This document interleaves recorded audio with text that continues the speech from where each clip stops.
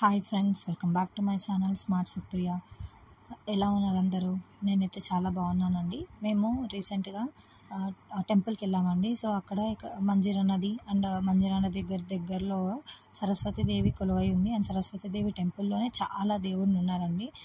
Saibaba, Vishnumurthy and Dattatreya, Suryanarayana, అలా చాలా దేవుళ్ళు కొలువై ఉన్నారు.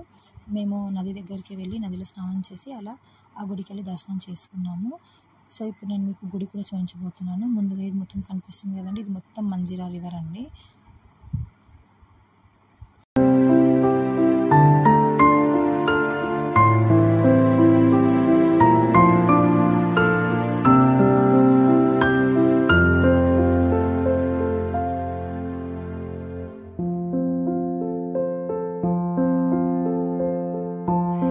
నదిలో స్నానాలు కంప్లీట్ చేసుకొని మేము గుడికి స్టార్ట్ అయ్యాము.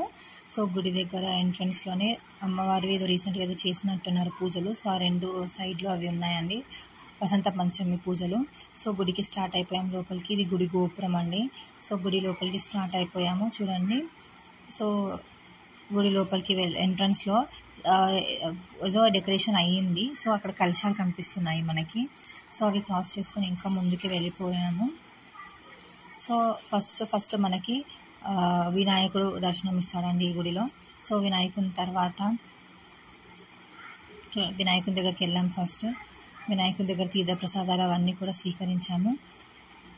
అండ్ నెక్స్ట్ ఇక్కడ మధ్యలో శివుడు ఉన్నాడు. సో శివుని దగ్గరికి వెళ్ళాలంటే ఇక్కడ చూపించాను కదండి, అది మొత్తం రింగ్స్ ఉంది. సో మనం ప్రదక్షిణాలు చేసినట్టు అవన్నీ కూడా తిరుక్కుంటూ మధ్యలో ఉన్న శివుని దగ్గరికి వెళ్ళాల్సి వస్తుంది. సో చూడండి ఇలా. సో నెక్స్ట్ ఇక్కడ శివలింగాలు ఉన్నాయండి మొత్తం కూడా చూడండి, అన్ని శివలింగాలే. స్టెప్ బై స్టెప్స్ లాగా ఉన్నాయి. సో మొత్తం కూడా శివలింగాలే కనిపిస్తాయి ఇక్కడ మనకి. సో శివలింగాల తర్వాత మళ్ళీ ఫస్ట్ దత్తాత్రేయ స్వామి కనిపిస్తున్నాడు మనకి. సో దత్తాత్రేయ స్వామి అండ్ ఇక్కడ సైడ్కి చూసుకున్నట్టయితే మొత్తం కూడా పాత కట్టడాలండి. గుడి చాలా పురాతనమైన గుడి అంట.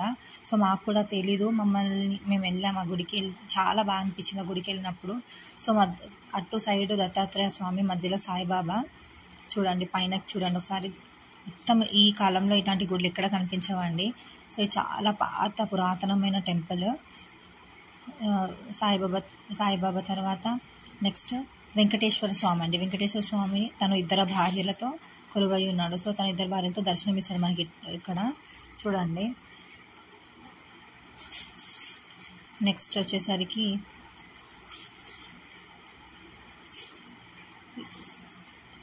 సూర్యభగవానుడు అండి. సూర్యభగవానుడు టెంపుల్లో మనకి ఎక్కడ ఎక్కువ కనిపించవు, కానీ ఇక్కడ మాత్రం సూర్యభగవానుడు మనకి విగ్రహం రూపంలో కనిపిస్తున్నాడు.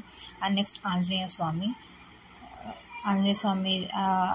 లాస్ట్కి ఆంజనేయ స్వామి దర్శనం ఇస్తాడు. ఇక్కడ లైన్గా 1 by 1 వెళ్ళిపోవాలి గుడి దగ్గరికి. ఇక్కడ పైన మొత్తం అన్ని పల్లకిలు, దేవునివి ఏదైనా స్పెషల్ డేస్ అయినప్పుడు దేవుళ్ళని అందులో ఊరేగిస్తారు కదా, ఆ పల్లకిలు మనకి ఇందాక చూపించినవి.